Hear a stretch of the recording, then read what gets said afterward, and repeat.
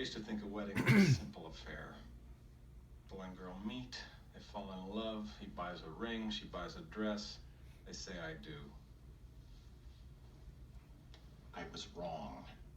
That's getting married. A wedding is an entirely different proposition. I know. I've just been through one. Not my own, my daughter's. Annie Banks McKenzie. That's her married name. McKenzie. I'll be honest with you. When I bought this house 17 years ago, it cost less than this blessed event in which Annie Banks became Annie Banks McKenzie. I'm told that one day I'll look back on all of this with great affection and nostalgia. I hope so. You fathers will understand. You have a little girl, an adorable little girl who looks up to you and adores you in a way you could never have imagined. I remember how her little hand used to fit inside mine, how she used to love to sit on my lap and lean her head against my chest.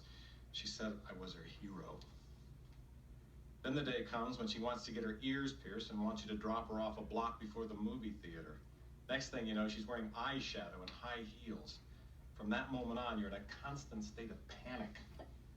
You worry about her going out with the wrong kind of guys, the kind of guys who only want one thing. And you know exactly what that one thing is because it's the same thing you wanted when you were their age. Then she gets a little older and you quit worrying about her meeting the wrong guy and you worry about her meeting the right guy. And that's the biggest fear of all because then you lose her. And before you know it, you're sitting all alone in a big empty house wearing rice on your tux, wondering what happened to your life. It was just 6 months ago that it happened here. Just 6 months ago that the storm broke. Annie had been studying for a master's in architecture for the past semester in Rome. I remember I was at